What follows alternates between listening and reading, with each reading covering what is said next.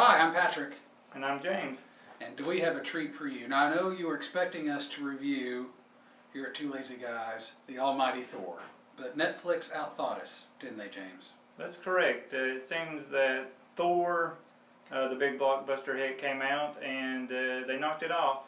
I guess they didn't want people to get mixed up, so we're going to have to... It's easily confused. Oh, yeah. I mean, Yeah. Great actors in both. I mean, I don't see why they're... Huge production values. Correct. Yeah. So I don't know why they're not both on there side by side. Watch them together. Oh, man, double feature. That'd be sweet. It would. Well, you had to get it through the mail, and we didn't think that far in advance. So, in a pinch, we've come up with this. James, what is more exciting than a one-headed shark attack? That would be Two-Headed Shark Attack. Two-Headed Shark Attack by the Asylum, and that is the subject of this review. And James, if I may, I would like to review from our good friends, or summarize from our good friends at IMDb, what this movie's all about. Sounds great. Okay, here we go. Video 2012, Two-Headed Shark Attack. Survivors escape to a deserted atoll. That's how you pronounce it? Atoll? Yeah. Atoll. After a semester at sea ship. Well, that's hard to say. Semester at sea ship is sunk by a mutated two-headed shark. But when the atoll starts flooding, no one is safe from the double jaws of the monster as it eats fresh, delicious women and men. I did not make that line up. I wish I had, though. I know, it's very catchy. It is, it is. One thing that I enjoyed from this film, it's very educational because I did not know what a atoll was. Well, I'd heard those things about, they did the atomic testing back after World War II on the atolls, and I guess this is one of those atolls, which gives us this mutated shark. Correct, that would make sense. Well, they don't actually say in the movie, they don't explain the origin or the possibility, it's there. Correct. One fellow says, hey, there's been two-headed snakes before. Okay. That's all the explanation I need. That's it. That's good enough for me. Science. That's crazy. Now, James, what did you like? What didn't you like? I like the shark when it's animated. I think they did pretty well, but when they mix that with the live action puppet, it kind of just destroyed that. You could see the joint, as it were. Yes. Yeah. It was. I like that the women take charge. They know how to fix stuff. They know how to weld. They know how to tune up boat motors. Oh gosh, yes. I think, you might think from the posters, and if you haven't seen the posters or the trailer, you can go on YouTube or Amazon or what have you, they'll play it for free.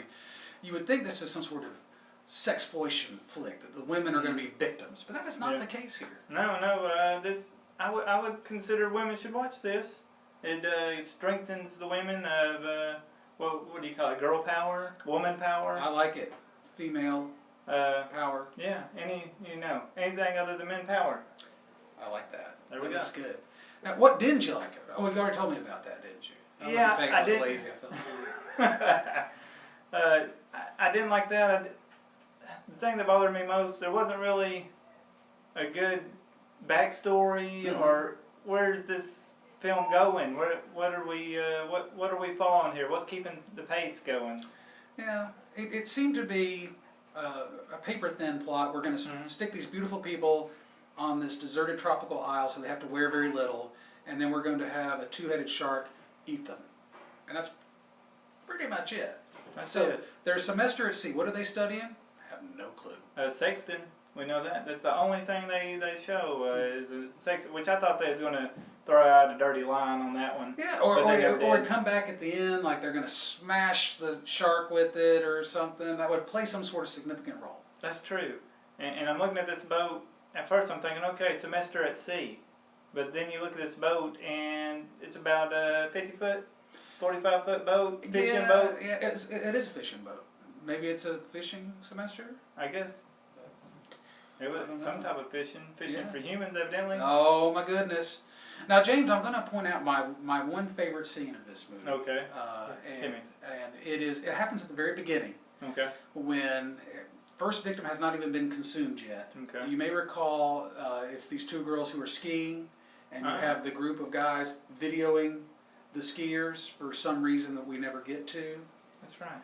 and they're just skiing. I mean, they're not doing like super flips or anything. And the guy with the camera's like, "Oh man, this footage is so awesome, it's so great." It's kind of pointed at the water, yeah, like, it's like down. what is? Well, I admire his enthusiasm. I just didn't get it. Maybe he was trying to get them to do amazing things by. And they would have, except for. I like the dude to the left of him. Yeah, woo! It's all the time. Woo! That is my single favorite moment. Now, James, I'd be remiss if I didn't go through some of my favorite actors. Oh yes, You let's know, do. above the title here, we have Carmen Electra and Brooke Hogan. Now, me and Patrick, we talked this over before we even watched it. It was like, one of these girls are gonna make it to the end. Yes, And yes. this is a spoiler. If you ain't watched it, watch it first. Cut this off. Come back later. Right. I picked Brooke Hogan, and of course she did well at the end. Yeah, I was absolutely wrong on this one. I said, okay, Carmen Electra. Her name is above the title on the poster. Mm-hmm. Her name's the first to appear in the credits. There's prolonged shots of her posing on the Semester at Sea boat. We don't know why. Anyway, she is the star. And I'm thinking, oh, the star is going to live. You would think, and now I was wrong. after Patrick's favorite scene, it cuts to Carmen Electra, and it's like she's on a photo shoot. Yes. Very few words. It's always windy. Yeah, always windy. Always, I'm gonna have to do these poses. And what doctor does that? Someone who's very self-confident, I guess. I guess so. I'm going to start posing more here at work. I do like that O'Connelly. Correct? Oh, hold on one second. Checking the database. Charlie O'Connell, not to be confused O'Connell. with the brother Jerry O'Connell from Stand By Me Okay. thing. So O'Connell, he is evidently a professor and a captain. But he never steers the boat once. That's true. Which this reminds me of one scene that I enjoyed is where you got Carmen Electra and the other lady. What was her Brooke name? Hogan? No, up in the blonde lady that always was steering the boat and. Blonde lady pilot. Her. That's the exact name. I Yeah, think it's showing it I've here. seen it right here. She is steering the boat. Mm-hmm. Carmen Electra comes up. Mm-hmm. Let's chit chat. You know, if we can get these kids to settle down. Hey, they're young. They're wild. It's crazy. They're getting good ski footage. And they both walk away from the wheel. So no one's steering this boat. Nobody's steering this boat, which can be applied in so many different ways That's in true. life. Yes, that's true.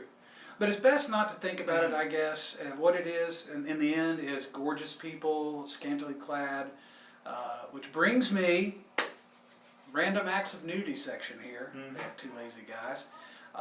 Again, from the preview, you might think, gosh, there's going to be nudity all over the place. There's only in one scene. It is prolonged.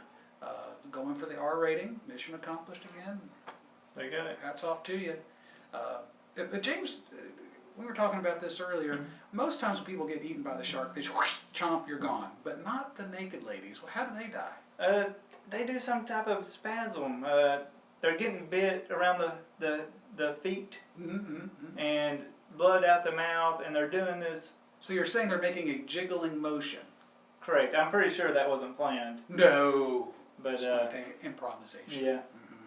So that was kind of strange, but it is correct. They did get their nude scene in there, which made me think. I'm going to see how many of the asylums have at least one nude scene. Well, so far we're 2-0, or 2 Yeah, for 2 as it that's were. right. And we'll wait to see what our next one's going to be. James, are you ready to give this one a rating? Is there anything else you'd like to discuss? The one thing that I did like that I wanted to point out are that you got a toll.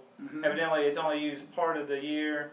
But there's some things on it. Yeah, there's all kinds of great things on their two boats. And they're, you know, at the end you got O'Connell there and Carmen Electra running away on this built bridge type thing. That's right. There was the bridge there, some sort of like an observation deck. Yeah. And if you look close, if you watch this movie, you can see some power outlets on the outside.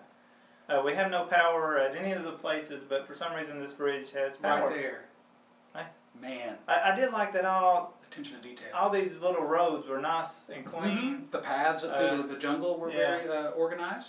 Yeah, real kept up for people not living there. Right. Or hardly living there. Now that brings up the whole thing that the atoll is sinking. And what I could tell, it was the shark causing it? Was it? Well, in the description it says a tsunami. Oh. But yeah, way before the tsunami comes, the shark is beating against the foundation, I guess. I guess, causing the atoll Yeah. to sink. That's... Whew. And that's about it. But yeah, I'm ready to get my rating. James, I'm going to start us off, if I may. Please. In comparison, the Nazis at the Center of the Earth, which was our first review, I gave it 4 out of 5 sloths.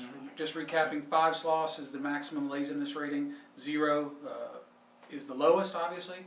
I gave Nazis 4 because it was grand and spectacular and cheesy and entertaining. This one I'm going to give 2 sloths. 2 sloths, one for the right one for the left one, because all it was really was an excuse for nubile young people to be slaughtered, and I need a little bit more than that. That's true. So anyway, I like the